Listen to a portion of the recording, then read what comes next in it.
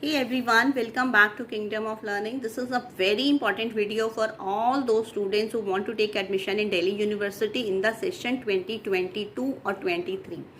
तो एक्चुअली में क्या है, इस वीडियो में मैं आपके साथ एक बहुत बड़ी न्यूज़ शेयर करने वाली हूँ उन स्टूडेंट्स के लिए जो CUET से बहुत डर रहे हैं, जिनको लग रहा है कि हमने पूरा साल पढ़ाई नहीं की, हमें 12th का कुछ सिलेबस नहीं आता, बट हम DU में जाना चाहते हैं, मीन्स हम दिल्ली यूनिवर्सिटी में एडमिशन लेना चाहते हैं, बट हमें नहीं लगता कि हम CUET क्लियर कर पाएंगे। तो आप सबके लिए एक बहुत बड़ी गुड न्यूज़ है कि अगर आप एकेडमिक्स में उतने अच्छे नहीं हैं, मीन्स आपको लगता है कि आप उतनी अच्छे मार्क्स मीन्स अच्छे रैंक्स स्कोर नहीं कर पाएंगे CUET के थ्रू, और आप स्पोर्ट्स में बहुत अच्छे हैं, या फिर आप ECA means extra curricular activities. अब ये एक्स्ट्रा करिकुलर एक्टिविटीज़ क्या होती हैं, जैसे कि अगर आप डांसिंग में, अगर सिंगिंग में, या फिर म्यूज़िक में, या फिर किसी भी और फील्ड में जो भी एक्स्ट्रा करिकुलर एक्टिविटीज़ आपके स्कूल्स में होती हैं, उनमें आपने कोई अचीवमेंट्स हासिल की हैं, मींस या तो आपने उनमें कोई मेडल्स जीते हैं, या फिर आपने उनमें कोई सर्टिफिकेट्स विन किए हैं,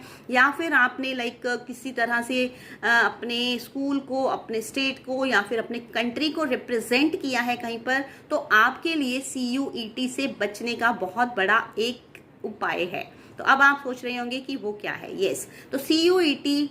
हो गया है ये दिल्ली यूनिवर्सिटी में, नो डाउट, बट अभी तक हम डाउटफुल थे कि ECA और स्पोर्ट्स कोटा वाले स्टूडेंट्स का क्या होगा। तो आज एक न्यूज़ आई है जिसमें ये साफ साफ लिखा गया है कि पिछले 2 सालों से, पहले मैं आपको थोड़ा सा ब्रीफली बता देती हूँ कि ECA और स्पोर्ट्स कोटा के थ्रू एडमिशन दिल्ली यूनिवर्सिटी में कैसे होता था पहले और अब कैसे होगा। उसके बाद मैं डिटेल एक सीरीज स्टार्ट करूँगी जिसमें आपको पूरी गाइडेंस मिलेगी अगर आप स्पोर्ट्स या ECA कोटा के थ्रू दिल्ली यूनिवर्सिटी में एडमिशन लेना चाहते हैं। तो एक्चुअली में पहले क्या होता था कि ECA means extra curricular activities, और स्पोर्ट्स में अगर स्टूडेंट्स ने कोई सर्टिफिकेट्स अचीव किए हुए हैं या फिर कोई मेडल्स अचीव किए हुए हैं तो उनको एक वेटेज मिलती थी, मीन्स उनका एडमिशन अलग तरह से होता था। उनको 12th के मार्क्स के बेसिस पर एडमिशन नहीं मिलता था, बल्कि उनको एडमिशन मिलता था उनके रैंक्स, मीन्स उनके जो स्पोर्ट्स के सर्टिफिकेट्स हैं, और मीन्स अगर नेशनल में कोई है तो उसको प्रेफरेंस दी जाती थी, फिर इसी तरह स्टेट में, फिर इसी तरह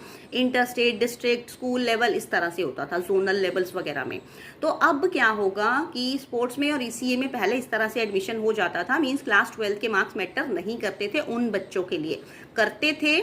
मीन्स, बट उतने नहीं मैटर करते थे कि ऐसा होता था कि 40% भी अगर किसी के 12th में होते थे, बट अगर वो स्पोर्ट्स में नेशनल कैटेगरी के स्टूडेंट्स होते थे, नेशनल लेवल के प्लेयर्स होते थे, तो उनको इजीली एडमिशन मिल जाता था। इजीली नहीं होता था, मीन्स थोड़ा सा प्रोसेस जो है वो कॉम्प्लिकेटेड होता था, बट एडमिशन हो जाता था। तो अब क्या होगा, अब सब कंफ्यूज हो रहे हैं कि अब CUET हो गया है तो उन बच्चों का क्या होगा जो स्पोर्ट्स या ECA के थ्रू एडमिशन चाहते हैं। तो उनके लिए अब ये न्यूज़ आ गई है कि मीन्स कल ट्यूसडे को ही आई है, और अभी उसकी डिटेल्ड